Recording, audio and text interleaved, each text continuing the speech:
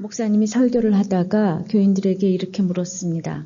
성도 여러분들 가운데 한 번도 이렇게 미워한 적이 없고 이렇게 한 번도 싫어한 적이 없는 그런 사람이 없는 분 한번 손 들어보라고 이제 그랬더니 세상에 그런 사람이 어디 있겠습니까? 당연히 아무도 손을 안 들었어요.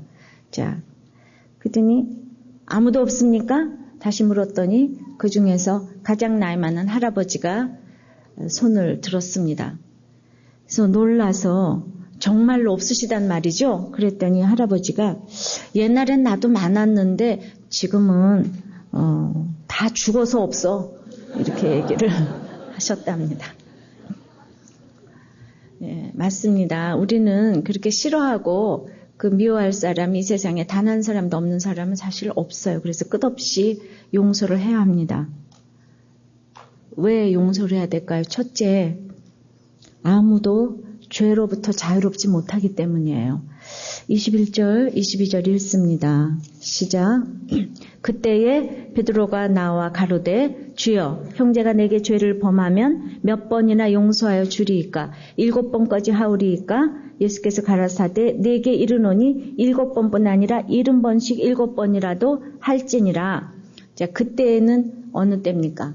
천국에서는 어린아이를 무시 말고 실족해 하지 말고 이제 이른 양이라고 생각하고 이방인과 세리 같은 이 범죄한 형제를 위해서 기도하라고 할 때였습니다. 이 기도하라고 할 때에 이제 베드로가 이제 물었어요. 그런데 지금 베드로는 나는 7번까지 용서하겠다고 하는 거고 주님은 70번씩 7번까지 용서하라. 무한대의 용서의 개념을 지금 이제 말씀을 하셨습니다. 그런데 우리는 70번씩 7번 반복되는 죄의 횟수가 우리에게 몇 번이나 될까 생각해 보셨습니까? 우리에게 반복되는 죄의 횟수. 우리가 의도적으로든 의도적이지 않든 무의식적으로 비판을 하건 속으로 미워하고 또 탐심을 가지고 이렇게 욕심을 부렸던 이런 죄를 하루에 한 3번 정도 짓는 죄가 있다면 저는 걸어다니는 천사라고 생각을 합니다.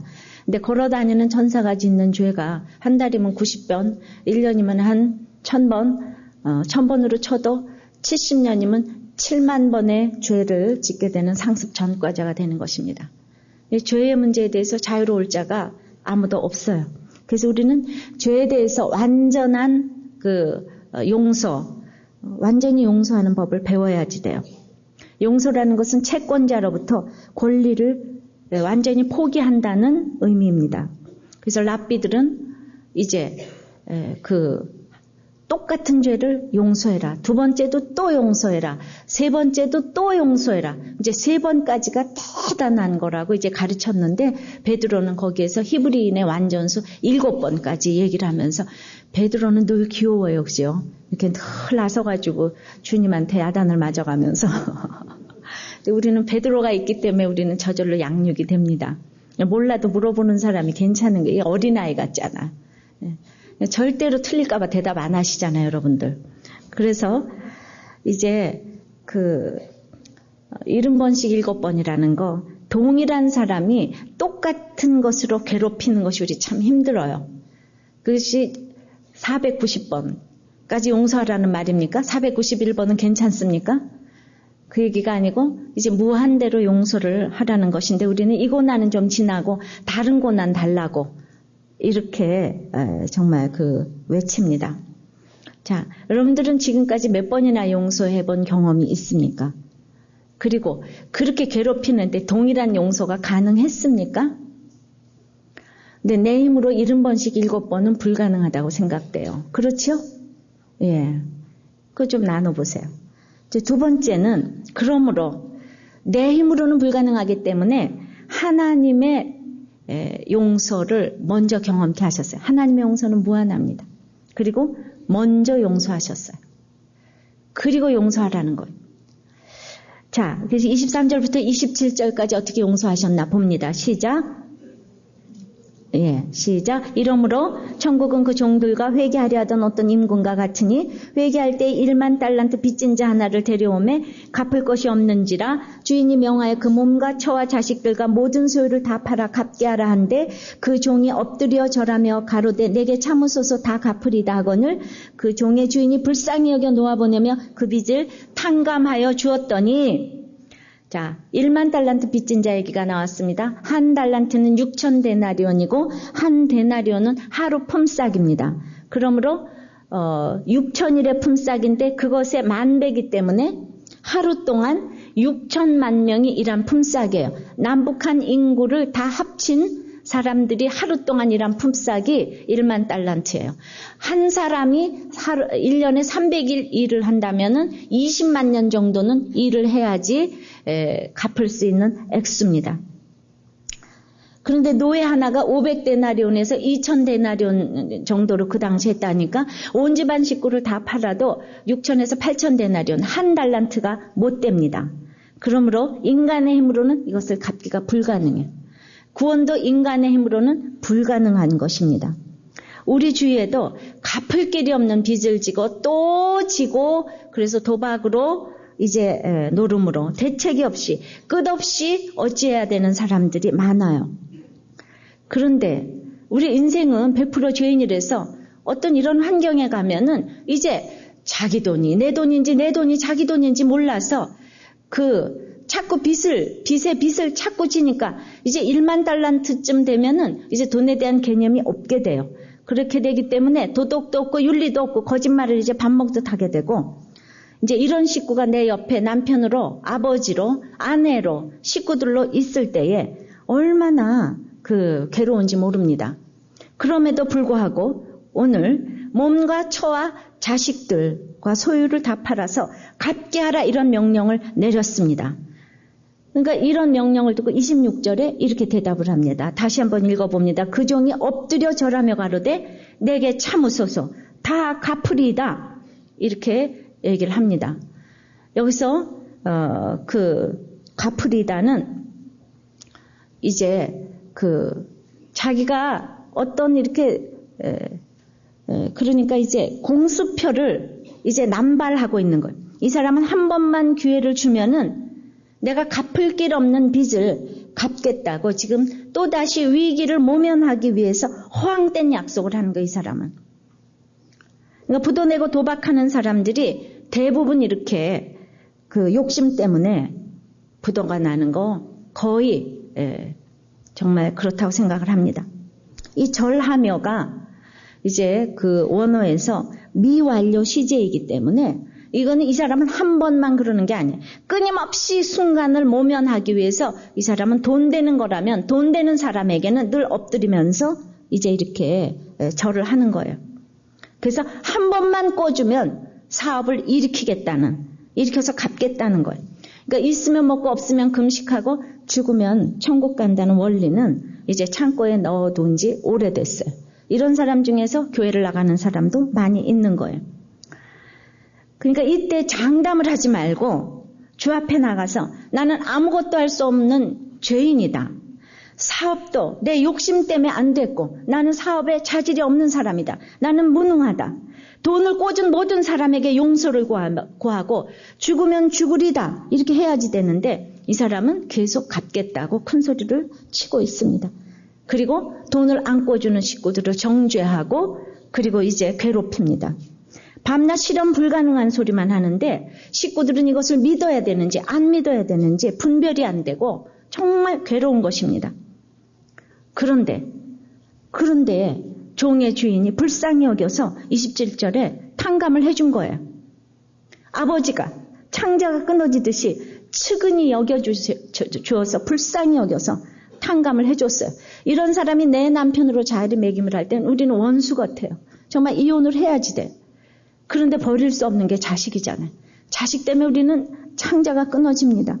그냥 어떠한 죄라도 남편이 죄졌을 때는 아글아글 쓰고 돈내방네 오픈을 해야 되지만 이제 자식이 그러면 입이 꿀꺽이가 됩니다. 아무 말도 할 수가 없어요. 자, 창자가 끊어집니다. 이번 주도 자식에 대한 얘기가 많이 올라왔어요. 지금 수능이 다음 달이에요. 근데 이번 주에 아들이 운동장에서 자동차로 이렇게 운전을 해보다가 경미한 인사사고를 낸 거예요. 그랬는데 퇴학을 시킨다는 거예요. 그래서 부모가 가서 절했어요. 엎드렸어요. 수능만 보게 해달라고. 이 아이 학교 안 가면 어디로 가는지 모른다고. 근데 그 선생님 거절했어요. 네, 얼마나 창자가 끊어지겠습니까? 저도 그런 거는 지금 한 달밖에 안 남았는데 이거를 졸업을 시켜야 마땅하지 않습니까? 네, 우리들 교회가 연판장 돌릴까요? 저도 생각해도 지금 부모가 가서 믿는 사람이고 한 번만 기회를 주면은 하겠다고 졸업은 시켜야 될 거 아니겠느냐고. 걔 졸업 안 시키는 게 그렇게 큰 일은 아니잖아요. 고의적인 거 아니잖아요. 근데 드디어 어저께 이제 자퇴를 할 수밖에 없어서 그 아버지가 술을 드시고 글을 올렸더라고요. 우리들 교회 왔는데 왜 이런 일이 일어나느냐고. 네, 저도 안타깝습니다. 창자가 끊어집니다. 그런데 이 기가 막힌 인간의 힘으로 할 수 없는 이 1만 달란트를 탕감해 주셨어요. 이거는 이제 또 시제가 부정과거형이라서 단회적인 행동을 나타내는 거예요. 그냥 즉시 탕감하여 주었습니다. 하나님이 먼저 찾아와서 용서를 해 주셨어요. 용서해 주셨어요. 자, 두 번째는 근데 용서받은 자가 용서를 할 수 있다는 거예요. 용서받은 자가 용서할 수 있어요. 28절에서 30절입니다. 시작. 그 종이 나가서 제게 100데나리온 빚진 동간 하나를 만나 붙들어 목을 잡고 가로되 빚을 갚으라 하매 그 동간이 엎드려 간구하여 가로되 나를 참아주소서 갚으리다 하되 허락하지 아니하고 이에 가서 저가 빚을 갚도록 옥에 가두거늘. 그런데 이렇게 무조건 탕감받은 자가 자기에게 100데나리온 그렇게 빚진 동간에게 목을 잡고 빚을 갚으라고 협박을 했어요. 을러대었어요. 동간이라는 단어는 쉰들로스라는 그 단어예요. 그래서 함께라는 단어와 종이라는 둘로스라는 단어를 합성해서 썼어요. 그러니까 함께 고용된 종이라는 뜻입니다. 같은 주인을 섬기고 있던 사정을 같이 알고 있던 동료라는 뜻이에요. 근데 동료의 빚을 야비하게 갚으라고 한 거예요. 네, 저희 오늘 시제를 좀 말씀드리지 않을 수가 없어요. 이거 갚으라는 건 또 부정과거형. 한 번 차차 네가 일해서 갚으라는 게 아니라 단번에 갚으라는 거예요. 단번에 갚으라고 목을 잡고 이거는 목을 졸라서 숨을 막히게 하면서 죽이려는 기세로 지금 빚을 갚으라고 했어요. 왜 그랬겠어요? 이건 너무 나쁜 사람이다 이렇게 생각하시면 적용이 안 됩니다. 1만 달란트를 탕감받았는데 하나님은요 그렇게 1만 달란트란 돈을 그냥 주지 않아요. 그냥 탕감해 주셨어요. 탕감해 주셔서 자기는 수중에 돈이 한 푼도 없는 거예요. 지난번에도 저희 세금으로 다 한 세겔만 주님께서 주신다 그랬죠. 세금 낼 때 1만 달란트 탕감해 주셨어요. 그런데 자기하고 상관이 없어요. 이 사람은 그래서 또 돈이 필요해요. 100데나리온이 너무 필요해요. 그 도박하는 사람이 집을 몇 채를 들어먹었어도 돈이 당장 필요한 거예요. 이 세상의 물은 이렇게 영원히 목말라요. 이 동간도 똑같이 이렇게 기도합니다. 나를 참아주소서 갚으리이다. 1만 달란트 빚진 자하고 똑같이 기도합니다. 나를 참아주소서 갚으리이다. 그런데 다른 점이 뭘까요? 똑같이 기도를 했어요. 다른 점은 뭘까요? 100데나리온 빚진 자는 자기가 일하면서 갚을 수 있는 액수인 거예요. 허황된 호소가 아니에요. 진실한 호소라는 겁니다. 어쩔 수 없어서 빚을 진 사람이기 때문에 내가 정말 빚져서 산동네로 갔는데 아파서 빚을 질 수밖에 없는 사건이 또 있는 거예요. 누군가. 근데 그건 내가 일해서 갚을 수가 있는 거예요. 시간이 걸리지만은. 이럴 때 하나님이 처리해 주시는 거예요. 근데 우리는 똑같이 호소를 하니까 분별이 안 돼요. 누가 옳은지 몰라요. 기도를 하고 뭘 얘기를 할 때 이렇게 상식을 넘어서는 거는 경계를 해야 됩니다.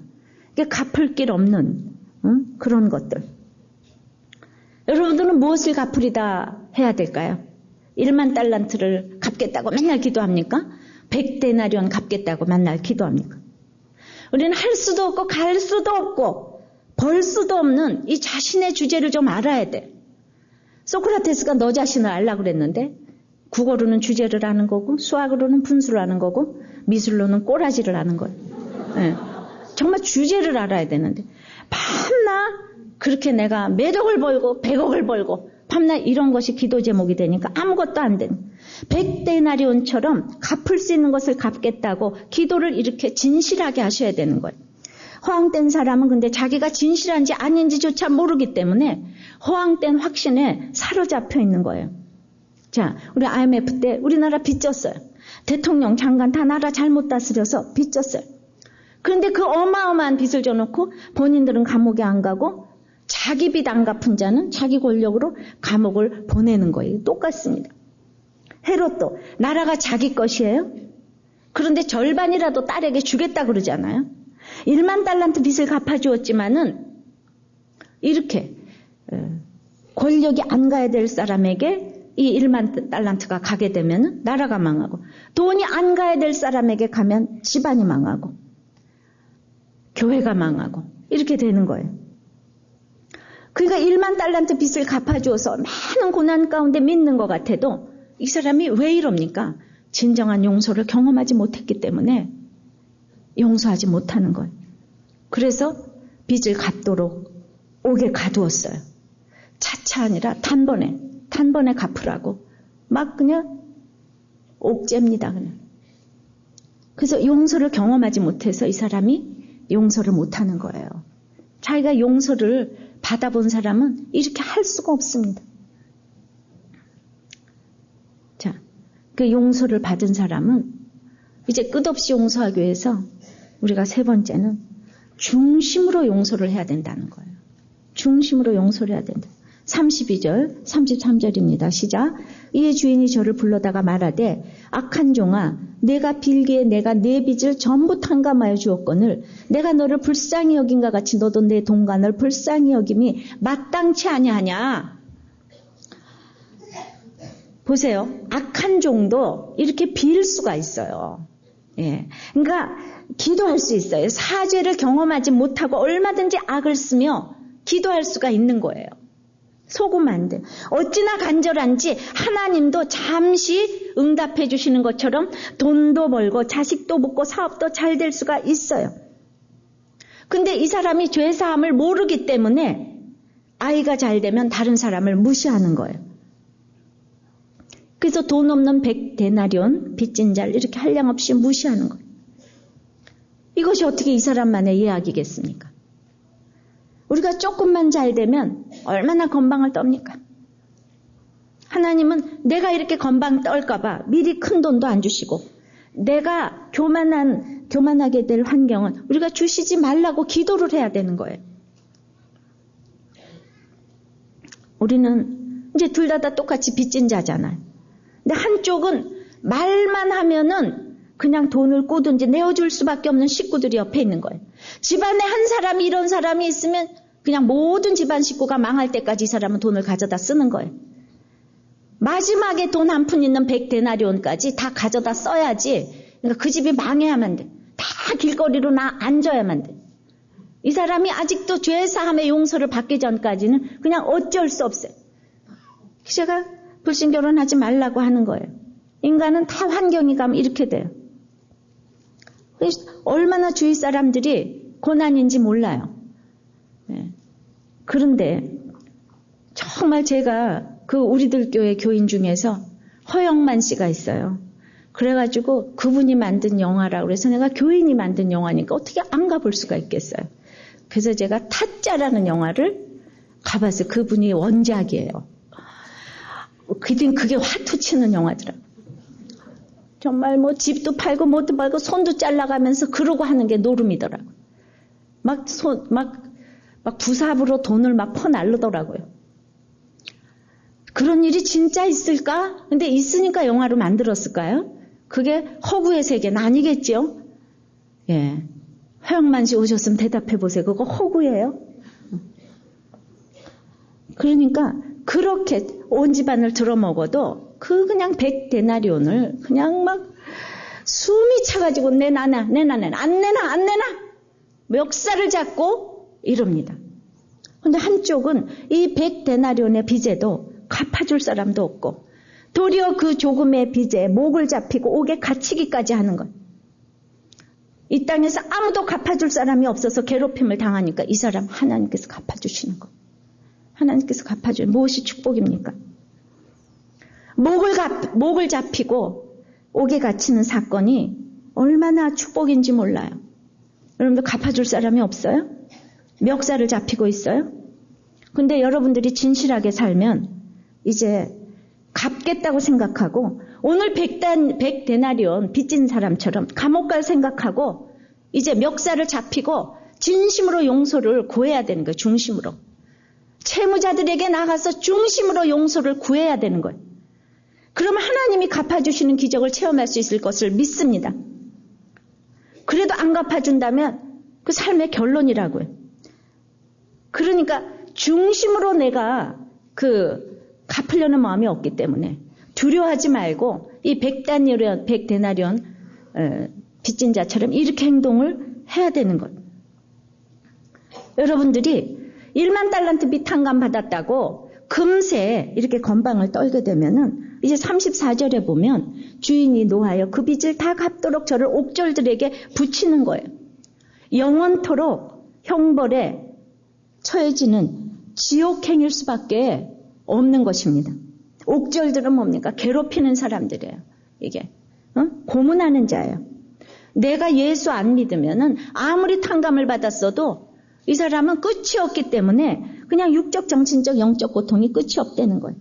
왜 나를 괴롭히냐고, 왜 나를 고문하느냐고 계속 이 사람들은 괴로움 속에 빠져 있는 거예요. 아침에 깨우기만 한 번 해도 왜 나를 괴롭히냐고 그러고 돈 안 줘도 왜 나를 괴롭히냐고 그러고 왜 이 집안 식구들은 나에게 돈을 안 주냐고 다 고문한다고 그러고 끝이 없습니다.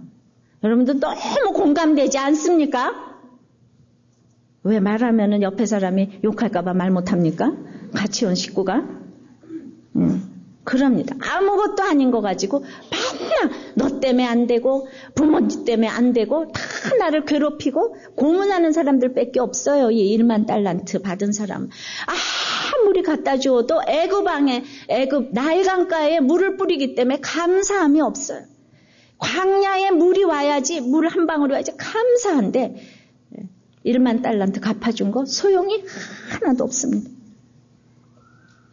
용서하지 않는 자를 왜 하나님께서는 용서하지 않으십니까?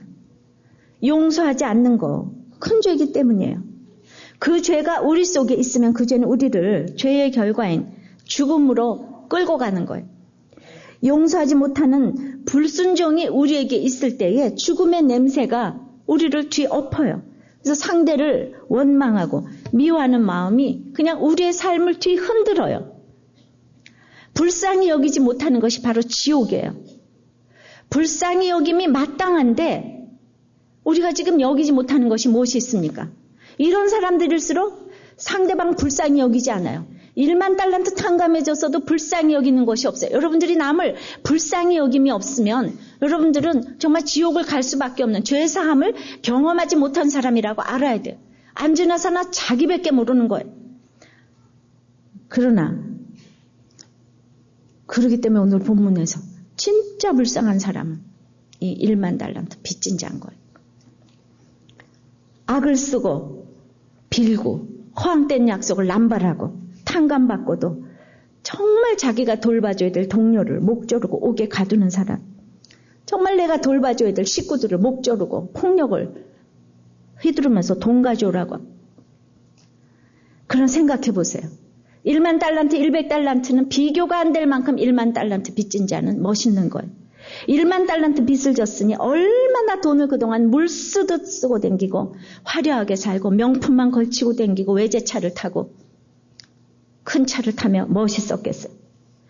얼마나 사기를 쳤으면 1만 달란트나 빚을 얻었겠어요. 쉰 둘로스라고 그랬어요. 이 사람도 노예 입장에서 1만 달란트나 돈을 꼴 수 있는 능력이 있었던 거예요. 그랬는데 이렇게 망했는데도 여전히 집안 식구들이 다 대단해서 회개도 안 했는데 또 돈 빌려줘서 반짝하고 회복이 된 거예요. 다시 돈이 벌렸어요. 이런 사람처럼 불쌍한 사람이 어디 있어요? 회개를 해야 되는데 자꾸 돈이 생기는 거예요. 예, 착각하면 안 돼. 어떤 분이 이런 우리 공동체 고백에 글을 올려줬어요. 자기는 노후에 편안히 살려면은 골프 회원권하고 콘도하고 좋은 차 이 세 가지는 꼭 있어야 된다고 생각했대요. 그래서 좋은 차 BMW를 샀대요. 차를 사고 나서 1, 2년 동안 그냥 빚 갚느라고 정신없는 환경을 만드셨대요. 내가 복음을 전할 때 주님이 책임을 줄 건데 나는 빨리 빚을 갚고 옛 명성을 찾아야 한다는 것이 나의 초점이었다는 거예요. 그런데 이 고난을 통해서 이제 복음을 전하면서 공장 직원들과 저들의 생명을 책임져야 하는 것으로 목적과 책임이 완전히 생각이 그런 목적과 책임으로 생각이 바뀌어졌다는 거예요. 그래서 이제 감사한 것은 그 고난을 고난으로 여기지 않고 부채를 지금 잘 감당하게 하셨다는 겁니다. 보통 사람들은 망했으면 관광 비자로 미국이나 캐나다로 도망가 버리지만 나는 여기 남아서 하나님 믿게 하신 것이 너무나 축복이 되었다. 이렇게 쓰셨어요. 나는 이런 것이 능력이라고 생각합니다. 또 한 분은 그냥 아파트를 팔아가지고 가게를 시작했는데 4년 동안 아파트를 그 같은 평수의 아파트를 융자를 얻었지만은 사기까지 했대요. 그래서 내가 하나님 잘 믿어서 축복을 주신 거야 하면서 자랑할 뻔했고 기복신앙으로 흘러갈 뻔했는데 마침 하나님이 손을 보셔서 망하게 되었고 다시 치킨 장사를 하면서 그냥 이게 지옥이구나 할 정도로 죽을 맛을 보고 나서 이 잠깐의 고난이 비싼 수업료를 지불하고 영적으로 얻은 것이 너무 많았다. 경제적인 것은 이제 남편이 감당하고 아내는 가정을 잘 지키면서 자녀를 잘 양육해야 된다는 깨달음을 주셨대요. 자기가 얼마나 하나님보다 만몬신을 섬기고 있는지 창자가 끊어지도록 회개하게 하셨대요. 영적으로 큰 축복을 받게 해주셨다는 거예요. 우리들 교회가 진짜 축복을 받게 해주는데 우리들 교회 말씀하면 다냐? 아니라니까요. 그 여러분들 모르시는 거예요. 망하자마자 산동네로 가야 돼요. 쉬운 일이 아니에요. 그런데 이 백데나리온 빚진 자처럼 이렇게 어떤 사람은 적용해서 망해서 산동네 가서 날품 팔고 있는데 아파서 빚을 질 수밖에 없는 이 환경 가운데서 아무도 미워하지 아니하고 멱살을 잡히고 감옥에 간다면요. 그거 옆에서 보는 사람이 있다니까요. 그 적용을 잘 하고 있나 안 하고 있나 보는 사람이 반드시 있다니까요. 31절입니다. 시작. 그 옆에 동간들이 그것을 보고 심히 민망하여 주인에게 가서 그 일을 다 고했어요. 심히 민망해서. 내가 속상한 것을 보는 사람이 있어요. 심히 민망히 여기는 거는 슬퍼하고 괴로워하는 사람이 있어요. 그래서 주인에게 가서 이 일을 다 고하는 지체들이 있는 거예요. 중보기도가 이렇게 중요한 것입니다. 어저께 기도 제목 올려준 분이 자기가 그 제목을 자기 아들 제목을 알던 사람한테 얘기해주면 겉으로는 안타까워하는 것 같아도 속으로는 다 좋아하는 것 같다는 거예요. 근데 우리들 교회는 진짜 같이 슬퍼해주고 애통하고 기도해주기 때문에 여기다 기도 제목을 올린다고. 여러분들 진짜 애통하고 같이 슬퍼해줍니까? 줍니까? 책임지세요? 예, 그 마음이 들어요. 그런데 이 사람은 지금 믿음이 좋은 게 아니에요. 그러니까 기댈 데가 하나님밖에 없는 거예요. 아무도 없는 거예요. 그래서 이게 어린아이 같은 믿음이라 그랬잖아요. 그런데 내가 몰라도 그렇게 내가 그냥 적용하는 것처럼 살고 있으면은 그냥 이렇게 다른 동간들이 그 주인에게 그 주인을 알지도 못하잖아요. 고해주는 사람이 있는 거예요. 힘들고 지쳐서 어찌할지 모르는 수많은 이른 양이 내 옆에 있다고요. 그들은 기도할 줄도 몰라요. 그런데 아파서 100데나리온 하나님 이것만 고쳐주면은 갚아주면 저 사람은 살아날 거예요. 진실에 이렇게 고하기만 하면 들으시는 주님이에요. 그래도 죽어도 살아도 그렇게 기도하면 모든 것이 하나님 뜻이라고 생각을 합니다. 이 믿음이 있어야 돼요. 그런데 아무도 내 고난을 보고 슬퍼하지도 않고 괴로워할 사람이 없다면 그것은 내 인생의 결론인 거예요. 중심으로 용서한 사람은요, 목을 졸리든지 그냥 감옥에 가든지 당할 수밖에 없는 거예요. 근데 이 사람은 욕하지 않잖아요. 감옥에 넣어도 지금 감옥에 가서 당하고 있잖아요. 1만 달란트 받은 사람은 탕감받아서 감옥에 안 갔잖아요. 감옥에 안 가는 것만이 축복이냔 말입니다. 감옥에 가면 그냥 예수 믿었을 사람이 감옥에 안 갔기 때문에 몇십 년 동안을 온 가족의 돈을 다 망하게 하는 거예요. 그러니까 우리가 이렇게 든든한 믿음이 있어야 되는 거예요. 성경적인 가치관이 있어서 진짜 나에게 좋은 것이 뭔가, 우리 집안에 좋은 것이 무엇인가. 하나님 내가 진실한지 안 진실한지 안 속으신단 말이에요. 만남도 없이 돈이 이렇게 회복이 되고 무엇인가 자꾸 잘 되는 것이 얼마나 무서운 일인지를 알아야 되는 거예요. 이 세상에서도 옥에 갇혀서 대통령 되고 지도자 된 사람이 얼마나 많습니까? 주의종 가운데서도 감옥에 가서 된 사람들이 얼마나 많아요. 감옥까지는 안 갔지만 저도 시집살이 감옥에서 아무 데도 나가지 못하는 창살 없는 감옥 있었기 때문에 오늘날 제가 이렇게 됐다고 생각을 합니다. 우리가 불쌍히 여겨야 될 약한 종은 70번씩 7번 용서를 해야지 되는데 정말 사랑 같지도 않은 거예요. 숨이 쉬어지지가 않을 정도로 참을 수가 없는 식구인 거예요. 근데 남이라면 우리가 70번씩 7번 참겠습니까? 돈이 있으면 있는 대로 돈 좀 번다고 큰소리치고 게으르고 술 마시고 폭력에 거짓말까지 바람까지 이런 사람이 있어요. 내 옆에서 부모로 남편으로 아내로 자녀로 다 있어요. 없으면 없는 대로 또 도박한다고 난리를 치고 그러니까 결혼을 불신결혼하지 말고 기도해서 하라고 하는데 일단 결혼하고 났으면 그래 이런 남편 버립니까? 이런 아내 버립니까? 그리고 이혼해야 됩니까?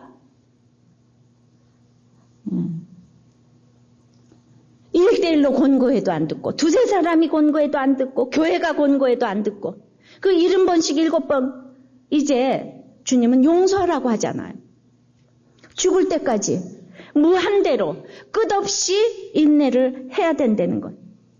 16장에 교회 얘기하시면서 18장에 이 얘기를 하시는 거예요. 이 18장은 교회론이에요. 교회론.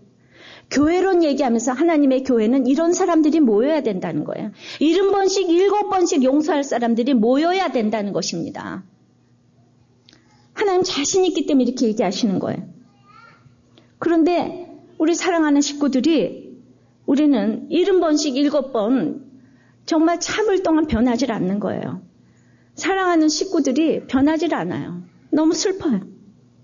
그런데 70번씩 7번씩 490번만 참아도 우리는 닭상이에요. 그죠?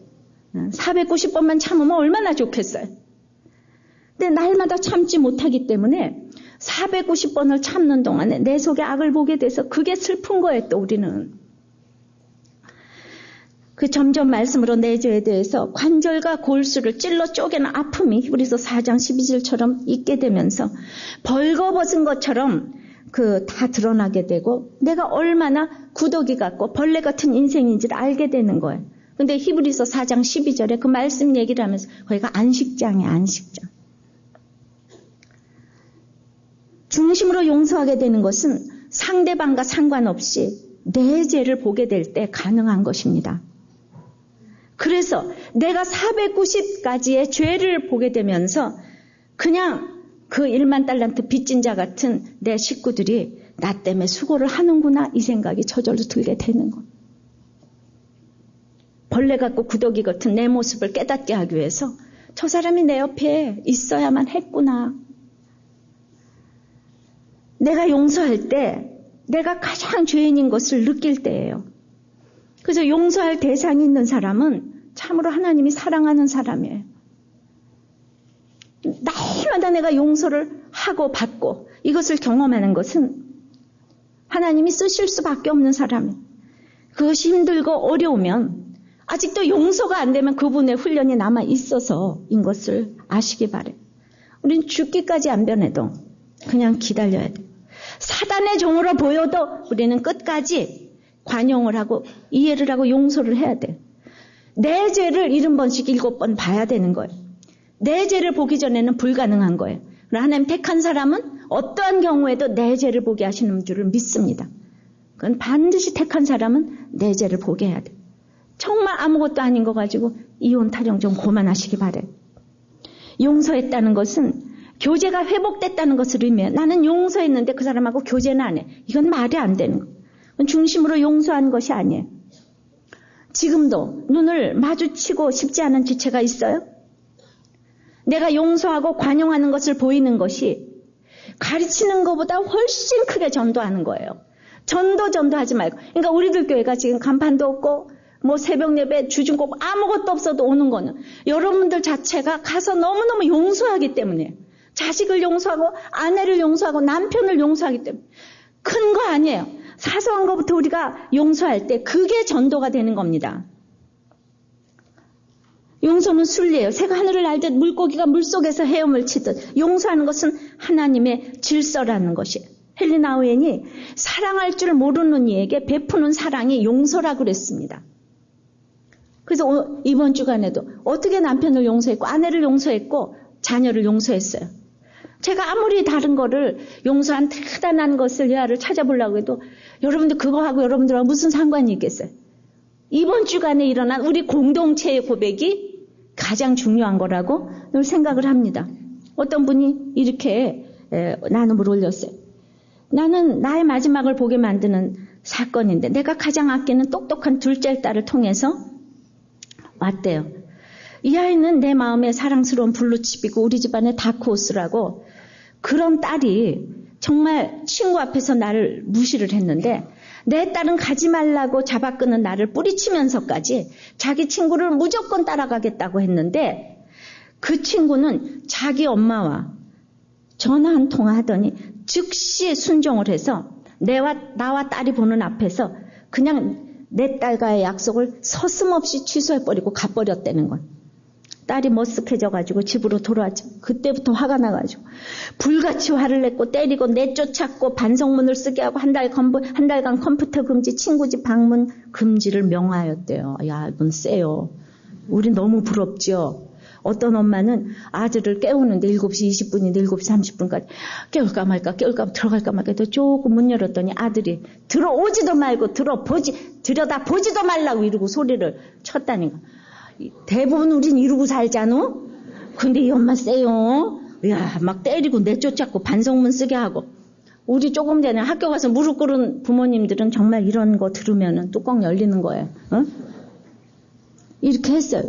그런데 자기는 그렇게 썼어요. 내가 어렸을 때부터 무시당해서 정말 이 상처받았나. 나는 내가 무시하는 사람에게서 무시당하는 건 아무 상관이 없는데 내가 소중히 여기는 사람에게서 무시당하는 거는 지금 참을 수가 없다. 내가 12년 동안 남편의 무시를 당했는데 어떻게 내가 정말 딸까지 나를 무시할 수가 있는가 이 니은이 응? 이러면서 그렇게 막 올렸어요. 이제 이런 거 우리가 참기가 어려워. 또 어떤 남자 집사님은 목장 나누면서 이런 걸 올렸어요. 자기는 집사람이 자기를 무시하는 거는 하나도 상처를 받아본 적이 한 번도 없대. 왜냐하면 집사람은 학벌이나 지능이 나보다 훨씬 낫다고 생각을 하기 때문에 전혀 상처를 한 번도 안 받았다는 거예요.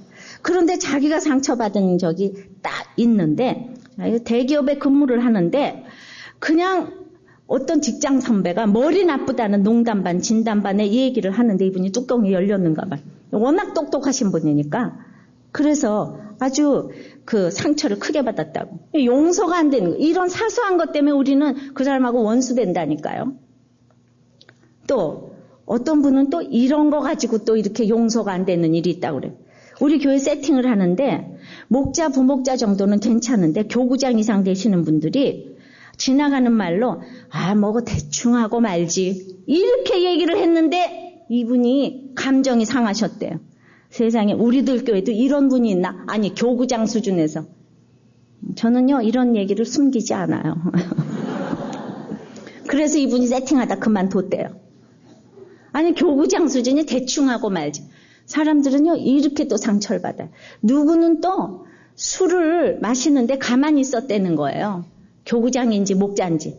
그런데 거기서는 가만히 있었어도 집에 가면 부인한테 야 우리들 꽤 목자들도 그 술 마시는데 가만히 있더라. 그러니까 비유 맞추느라 가만히 있었겠죠. 마시지는 않았어도. 그런데 우리는요. 진짜 쓸 때는요. 회사에서 술 마시라 그럴 때 그냥 안 마시는 사람 저거 완전히 바보군 이래도 진짜 승진을 시킬 때는 그 완고하게 안 마신 사람을 쓴다는 거 아니에요? 다 내 사람은 진실된 사람을 원한다는 거예요. 그러니까 본인들은 얘기를 안 했어도 보는 사람이 있다니까. 옆에서 그걸 보고 증거해 주는 사람이 있다니까요. 본인들은 절대로 그런 얘기 안 하죠. 술 먹은 사람이 그런 얘기 하겠어요? 근데 그 옆에서 낱말은 새가 듣고 하는 이 동간들이 있는 거예요. 하나님 앞에 고해줄. 그래서 우리는 또 이런 얘기 들으면 이제 교구장들이 용서가 안 됩니까? 서로 용서합시다. 먼저 와서 교구장일 뿐이에요. 아셨어요? 나중 온 사람들이 교구장보다 훨씬 믿음이 좋을 수 있는 걸 믿습니다. 이런 거 이렇게 막 올려주니까 저는 그냥 눈이 좋아서 이런 것만 보여요. 그런데 진짜 이번에 올려주신 우리들 교회 1:1 생활 숙제로 이제 나의 잘못을 남에게 전가한 것은 없는지 있다면 하나님께 회개하고 상대에게 용서 구하고 느낌 적어오기 이런 숙제가 있어요. 근데 이분이 숙제를 이렇게 홈페이지에 올렸더라고요. 자, 저는 딸과 아들을 모두 외국에 유학을 보냈습니다. 딸은 3년 전에 중3 시절을 그 외국에서 1년 보내고 돌아와서 고2를 한국에서 다녔지만은 거기 그리워하기 때문에 고2 되는 올해 다시 보냈습니다. 그때 중3 되는 아들도 같이 따라서 보냈습니다. 그런데 물론 제가 반대했습니다. 이분이 저 너무 기분 나빠했어요. 제가 반대하기 때문에 중3 되는 아들까지. 그래서 제가 반대해가지고 이 교회를 떠난 사람도 많아요. 그러면서 남 시커먼 보낸다는데 가지 말라 소리나 하고 말이야. 목사가 복은 못 빌어줄 망정. 자, 그런데 딸이 오히려 그곳에서 하나님을 만나게 되었고 이런 딸의 든든함으로 위안을 얻고 아들도 보냈는데 올 한 해는 목사님께서 누누이 말씀하시는 고난의 축복을 듬뿍 받은 한 해였습니다. 아들이 적응을 못하고 친구들과 나쁜 짓을 한다는 것을 알았지만 한때 나도 그랬다는 인본주의 생각으로 모른 척 해주었습니다. 아들의 죄가 조금씩 자라고 있었고 하나님은 저에게 사건을 주시기 시작했습니다. 아들이 선배의 차를 타고 가다가 그 선배는 혼자만 운전하는 면허증인데 좌석이 모자라서 아들을 차의 트렁크에 태우고 운전을 하고 가다가 뒷차가 차 뒤를 충돌하는 사고가 났습니다. 아들은 잠시 기절을 했다가 아무런 외상이 없이 깨어났는데 운전하던 아이는 하루를 깨어나지 못했다고 합니다. 그런데 그 가디언이 사건을 축소했기 때문에 저는 가벼운 사건으로 생각을 했습니다. 며칠 후 아내가 주일에 교회를 가려고 머리를 씻다가 날카로운 문지방에 머리를 7바늘을 꿰매는 사건이 일어났습니다. 조금만 더 깊이 들어갔으면 아찔한 일이었습니다. 또 며칠 후에 딸이 그곳에서 방이 추워서 히타를 켜고 잠을 자다가 히타 위에 올려놓은 정강이가 화상을 당해서 넓적다리의 살을 이식하는 수술을 받아야 된다는 소식에 저는 망치로 한 대 맞는 드디어 하나님의 사인을 받아들였습니다. 저는 여름 수련회에서 저의 도마 같은 믿음을 회개하였고 그 후에 이 목자의 직분을 기복으로 받았습니다. 사업도 안 되고 식구들이 고난을 받는 일이 다 나 때문이라는 생각이 들었기 때문입니다. 그런데도 곧 딸의 가출소동이 일어났습니다. 든든한 딸이 갑자기 아무런 말도 없이 집에 들어와야 할 시간이 넘어가 버렸습니다. 속이 시꺼멓게 타들어가서야 밤늦게 걱정하지 말라는 딸의 전화를 받고서 우리는 가족이 합쳐야 되겠다는 적용을 했습니다. 이 짧은 방학에도 아이들을 다 불러서 가족을 예배를 드리면서 가족의 믿음을 점검했는데 오로지 가출한 딸의 사건에 치우쳐서 삐뚤게 나가는 아들은 소홀히 하여 아들과 많은 영적인 대화를 못하고 보낸 결론이 이제야 일어난 것을 알게 되었습니다.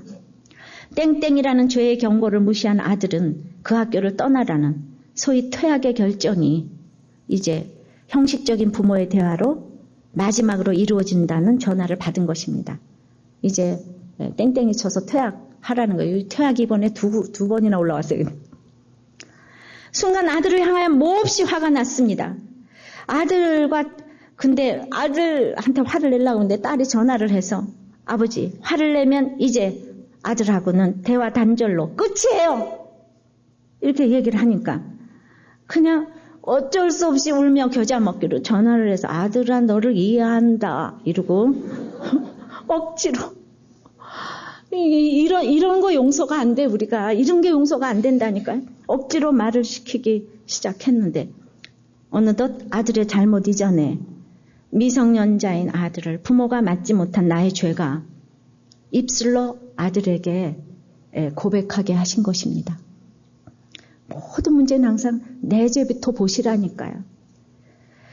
근데 이제 예목훈련의 책을 읽으면서 십계명 5번째 내 부모를 공경하라 해서 정말 미성년기 동안은 자식에게 하나님을 대신하는 부모의 의무를 하지 못한 그 나의 죄가 보이기 시작했습니다. 여지껏 나는 입술로는 하나님의 뜻에 따르겠다고 기도를 했지만 나의 뜻에 하나님을 맞추려고 했던 죄도 보였습니다. 교회에서 받아왔던 훈련의 내용을 하나도 깨닫지 못하고 인정받으려는 내 열심이었음을 고백합니다. 난 하나님이 나에게 맡기신 것을 잘 관리해야 하는 청지기일 뿐인데 주인이신 하나님께 먼저 무엇을 물어봐야만 했었구나를 알게 되었습니다. 내 마음은 이제 어디로 합치느냐가 아니고 나는 이미 이제 거기 외국으로 다 내 마음은 이미 다 있으면서도 난 내가 거기 가야 되냐 한국에 있어야 되냐 기도한 죄가 보였습니다. 진정으로 하나님께 먼저 물어보는 기도를 알게 해주신 하나님께 감사를 드립니다. 오늘 아침에 예수님의 보혈로 우리의 죄를 다 용서하신 그 은혜의 말씀 묵상 후에 이제 그 외국에 있는 아들의 선생님에게 담대하게 전화를 하였고 하나님께서는 그 아들의 땡땡이의 죄 이전에 인종차별로 인한 그들의 죄를 보게 해주셨고 우리 가족에게는 평강을 주셨습니다. 특별히 이번 일로 말씀이 보이기 시작했다는 아들에게 믿음의 진전이 있기를 기도하면서 하나님을 찬양합니다. 이분이 이 목자님이 말씀이 안 보였다니까요. 정말 아들, 딸이 우상인 거예요. 무슨 말을 해도 안 들었는데 정말 이렇게 목자가 되고 나시면은 전부 이렇게 믿음이 일치월장하시는 것 같아요. 지금 목자는 하고 볼 일인 것 같아요. 속으로는 시켜주지 마세요 지금. 그런 생각 하셨죠? 정말 사실은 공부를 잘하면 뭐합니까? 정말 말씀이 있어야지 살아가는 고기를 낚는 법을 가르쳐주는데 공부 잘한 사람들이 다 이혼을 밥 먹듯 하고 그냥 아무렇게나 결혼을 하고 제가 그냥 우리 장로 부인이 불신결혼하지 말라고 그랬더니 불신결혼 안 하면 이 세상 사람 누가 전도하는데 이렇게 얘기를 하더라고. 그렇게 쉽게 하니까 이렇게 이혼을 마음대로 하고. 그러니까 어렸을 때부터 이런 가치관을 넣어줘야 되겠는데 어쩔 수 없이 가서 외국에서 공부를 할 수도 있어요. 근데 근본적으로 내가 그 아이를 하나님 때문에 보내는 게 아니라 우리의 육신의 그런 자랑 때문에 보내고 싶은 마음이 우리한테 많이 있지 않겠습니까? 빚은 반드시 갚아야 되는 것. 절박한 심정으로 갚아야 되는 것이 이 택한 자의 마음인데 복음의 빚진 자의 마음이 절박한 심정으로 이제 그 복음을 안장하면 1만 달란트 빚진 자와 다름이 없다는 걸 아셔야 되는 거예요. 내가 1만 달란트 탕감을 받았다면 이제 적극적으로 복음을 안전하면 주인이 옥졸들에게 붙인다니까요. 은혜 많이 받고 배은망덕한 자 되시겠습니까? 옆에서 심히 민망히 지금 나를 여길 수밖에 어째 쟤는 저렇게 교회를 다니면서 어쩜 전도 하나도 안 하지? 딴 사람들이 도리어 심히 민망히 여긴다고요. 또 100데나리온 빚진 사람도 내가 적용자라고 있으면 다른 사람들이 심히 민망히 여긴다고요. 내가 1만 달란트를 탕감받은 인생이라면 이제 결초보온을 해야 되는 거예요. 이미 자기 인생이 없어요. 나는 갚아준 주인의 종인 거예요. 여러분들이 교회에 오고 무슨 목장 예배 가는 거 힘들어요? 이렇게 자식 때문에 힘든 거 생각하면 그게 힘든 거겠어요? 그리고 나는 내 인생이 없는 거예요. 주님이 1만 달란트 괜히 갚아주셨어요? 자신의 종 만들려고 갚아주셨죠.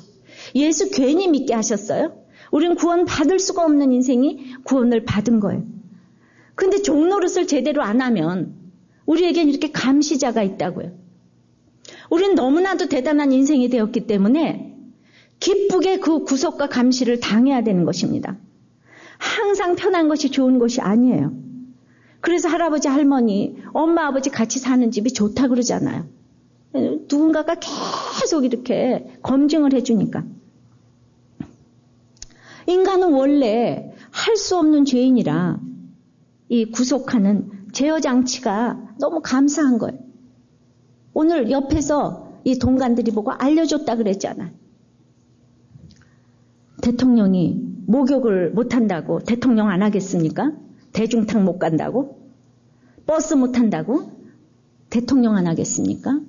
우리는 그만큼 어마어마한 신분이 됐기 때문에 내가 나쁜 짓을 해도 좋은 짓을 해도 이제 이렇게 감시자가 있는 거예요.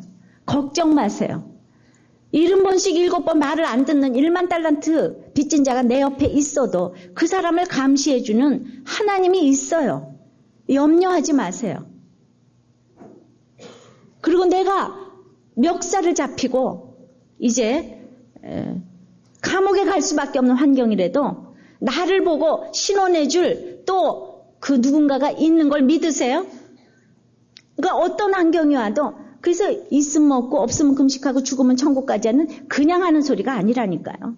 여러분들이 그러기 때문에 엄청난 간증을 할 수가 있는 것입니다. 모두가 그런 얘기를 날마다 간증에 올려주지 않습니까? 그냥 무조건 가서 기도만 하면 무슨 간증을 하겠습니까, 여러분들이? 1만 달란트 탕감받게 해달라고 그 기도만 해서 탕감받으시면 여러분들은 다시 영원 지옥에 갈 수밖에 없고 다 나를 괴롭히고 갑자기 모든 사람들이 적이 되는 것입니다. 이제 정말 말씀을 우리가 지금 정리를 좀 해봅니다. 우리는 왜 다른 사람들을 끝없이 용서해야 됩니까? 죄에서 자유로울 사람이 하나도 없는 것.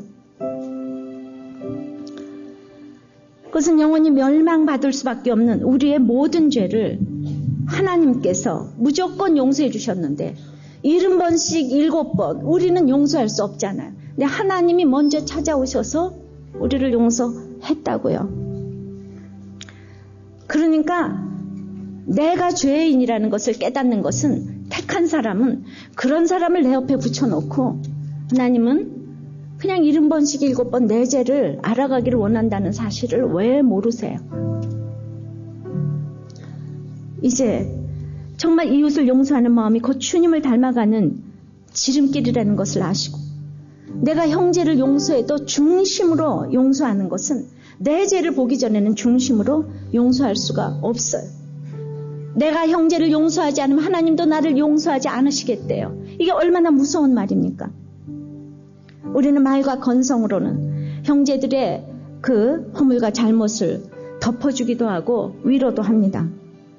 그러나 실생활을 통해서 이 작은 것 사소한 것에서 여러분들 날마다 무너져요.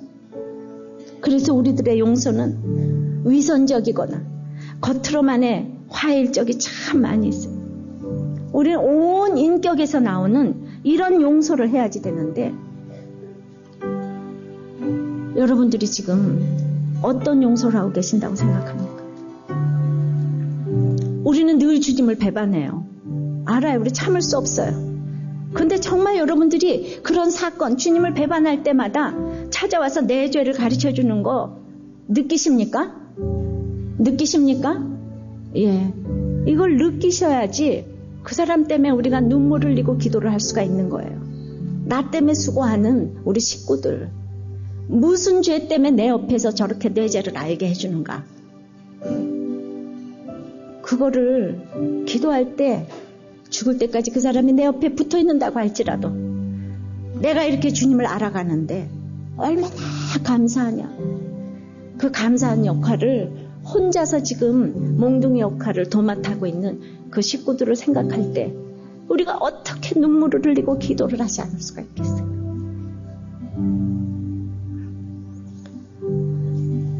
찬송하면서 우리가 기도 제목을 제가 드리겠습니다. 중심으로 용서하지를 못하고, 그리고 용서를 하고 나서는 자꾸 인정받으려고 하고, 그런 의식을 하는 나를 또 용서해달라고 기도하기를 바랍니다. 내 옆에 그 안 변하는 식구들, 내 사랑하는 식구들 정말 불쌍히 여겨주시고, 그 안 변하는 날수만큼의 내 죄가 있다는 것을 보기를 원합니다. 그리고 그것 때문에 감사 기도를 하시기를 바라고,